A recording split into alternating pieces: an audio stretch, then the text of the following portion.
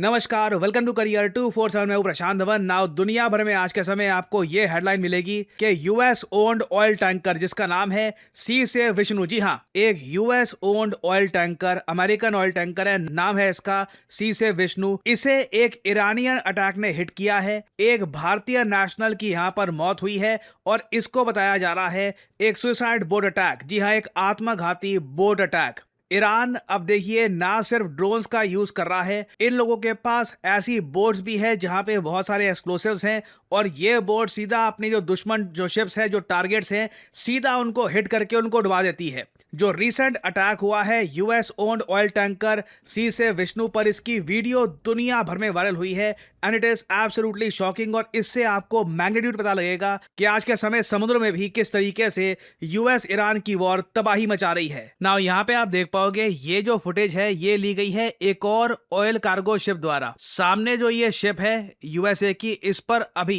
एक आत्मघाती Iranian boat ने अटैक किया है।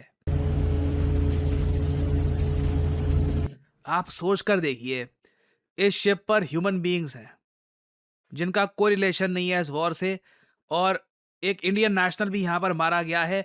क्या दर्दनाक मौत होती है एक आदमी की इस टाइप के अटैक में। और अनफॉर्चुनेट बात यह है कि ये अटैक्स लगातार अब बढ़ते जा रहे हैं और मौत हर जगह हुई है। ईरान में हमने देखा है कि छोटी बच्चियां थी, स्कूल में पढ़ रही थी, वहां पर एक यूएसए का एक मिसाइल जाकर लगा है। ट्रंप ने इनिशियली उसको थोड़ा सा काउंटर करने का प्रयास किया, बोला कि वो ईरानियन मिसाइल था, बट अब काफी हद तक लग रहा है कि वो अमेरिकन मिसाइल ही था। हम देख रहे हैं कि ऑयल कार्गो शिप्स में इस तरीके से जो इनोसेंट सेलर्स हैं, जो बस पैसा कमाने के लिए, काम करने के लिए यहां पर आए थे, वो मारे जा रहे हैं। और न्यूज लगातार ये आ रही है कि आज एक नहीं, दो नहीं, तीन इस टाइप के ऑयल कार्गोस पर ईरान ने अटैक किया है। इन लोगों का जेन्युइन टारगेट है कि कच्चे तेल की कीमत, क्रूड ऑयल की कीमत $200 तक ये पहुंचा देंगे।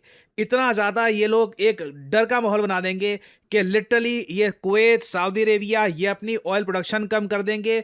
ऑयल की ट्रांसपोर्टेशन स्ट्रेट ऑफ हॉर्मुज से बहुत मुश्किल हो जाएगी। ऑलरेडी मैं आपको बता दूं, as I am recording this video, तेल की कीमतें $100 पर बैरल क्रॉस कर चुकी हैं। और जो ये कच्चा तेल $100 पर बैरल के भी ऊपर चला गया है, इसके पीछे कई रीजन है। सबसे बड़ा तो मैं ये कहूंगा कि ये वॉर अब 13वां दिन एंटर कर चुकी है। डोनाल्ड ट्रंप के पास कोई एग्जिट स्ट्रैटेजी नहीं है। ट्रंप इस वक्त लग रहा है कि फंस चुके हैं। अपनी जनता को ये कह रहे हैं कि ये वॉर जीत चुके हैं। अब वॉर जीत गए तो मतलब ना ईरान ने आपको ये प्रॉमिस किया कि ये न्यूक्लियर बॉम्ब नहीं बनाएंगे, ना ये प्रॉमिस किया कि अपने मिसाइल प्रोग्राम को खत्म कर देंगे। आपने ठीक है जो इनकी लीडरशिप है उसको मार दिया, बट उसके अलावा ईरान की गवर्नमेंट अपनी जगह बनी हुई है। नए सुप्रीम लीडर ईरान में इस वक्त काम कर रहे हैं। कोई ईरान में जो तख्ता पलट की बातें की जा रही थी कि ईरान में तख्ता पलट हो जाएगा, अभी तक ऐसा कुछ भी नहीं हुआ है। और अब चिंता की बात यह है कि ईरान पूरे पर्शियन गल्फ में इस वक्त ऑयल टैंकर्स को टारगेट कर रहा है। जो लेटेस्ट अटैक हुआ है ना यहां पर, जिस शिप की हम बात कर रहे हैं, ये इंटरेस्टिंगली इराक के पास हुआ है।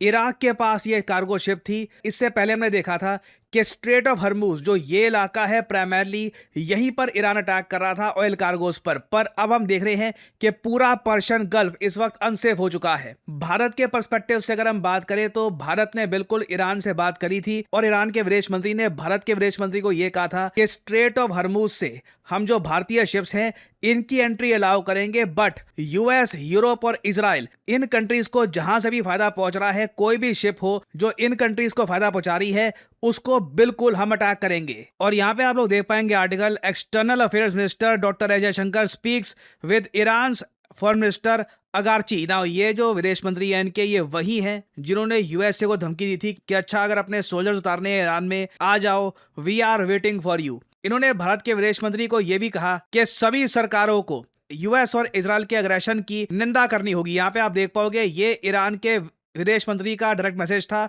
To doctor S Jaishankar. हालांकि भारत ने अभी तक ऐसा कुछ किया नहीं है। हमने अभी तक निंदा इस बात की है कि ईरान जो अटैक्स कर रहा है सऊदी अरेबिया पर, यूएई पर, ओमान पर, बाकी मिडिल ईस्टर्न कंट्रीज पर, यह बिल्कुल गलत है। और एक बार को आप कह लीजिए चलो ठीक है, ईरान अब भारत की शिप्स को अटैक नहीं करेगा, ये और कंट्रीज की शिप्स को अटैक करेंगे जो यूएस जा रही हैं या फिर यूरोप से होकर आ रही हैं। प्रॉब्लम देखिए यहाँ पर यह है कि ईरान की जो जिद है कि ये तेल की कीमतों को $200 तक पहुंचा देंगे। और मैं यहाँ पर एक बात बता दूं आपको, मैंने ये कॉन्फ्लिक्ट शुरू होने से पहले भी आपको बता दिया था, इससे दुनिया भर की स्टॉक मार्केट पर एक बहुत ही नेगेटिव इंपैक्ट पहुंचेगा। और अगर तेल सच में $200 पर बैरल तक ये पहुंचा देते हैं, it will cause a huge sell off across global stock markets. दुनिया भर में इससे इतना एक बड़ा झटका पहुंचेगा, परहैप्स जो एक इकोनॉमिक संकट ला सकता है। आज के समय आप अगर देखो तो जो G7 देश हैं, ये एक एक करके जो अपना स्ट्रेटेजिक ऑयल रिजर्व है, जो इन्होंने ऑयल रखा हुआ था, कभी कोई वॉर आ जाए या फिर कोई आपदा आ जाए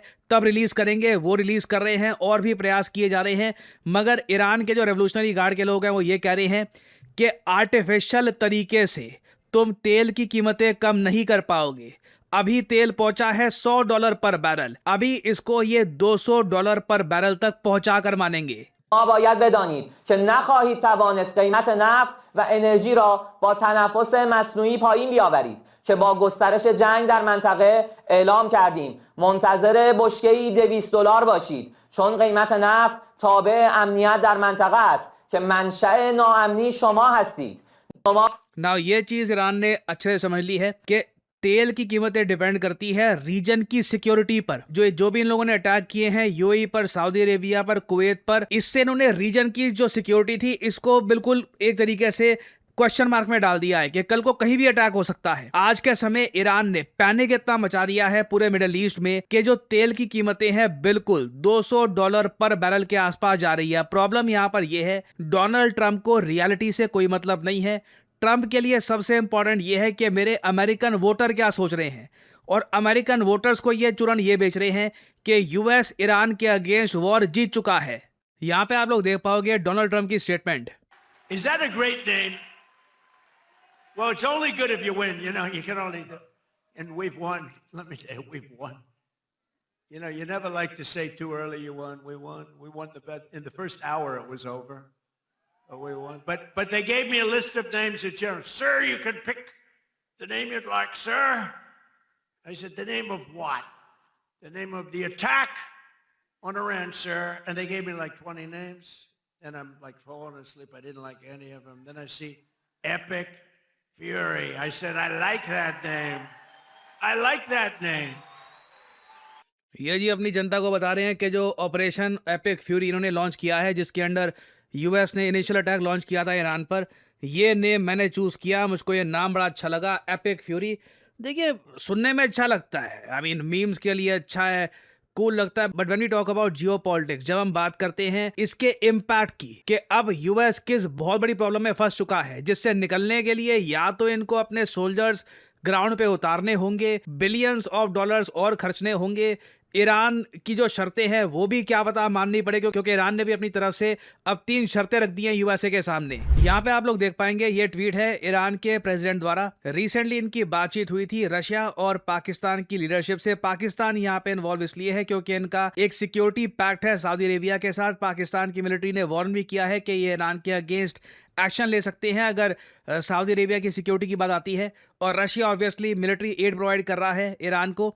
ईरान ने भी मिलिट्री एड प्रोवाइड करी है रशिया को इन द यूक्रेन वॉर। तो ये यहाँ पर कह रही है कि talking to the leaders of Russia and Pakistan, I reaffirmed Iran's commitment to peace in the region. The only way to end this war, इस वॉर को खत्म करने का एक ही तरीका है, is recognizing Iran's legitimate rights, payment of reparations. अब ये कह रहे हैं कि ये इनको पेमेंट चाहिए रेपरेशंस के नाम पर, कि जितना नुकसान हुआ है यहाँ पे इस वॉर में, तो ये यूएस और इजराइल को कहेंगे कि हमको बिलियंस ऑफ डॉलर्स की पेमेंट करो। फिर ये कहते हैं कि जी इंटरनेशनल गारंटी चाहिए अगेंस्ट फ्यूचर वॉर्स, ईरान के राइट्स को आप रिकॉग्नाइज करो। तो मतलब लिखित रूप में चाहते हैं कि यूएसए अब लिखकर इनको दे कि आगे से अटैक नहीं करेंगे। इजराइल भी लिखकर देगा कि ईरान को ये फिर से अटैक नहीं करेंगे, साथ में ये लोग पैसा और दे।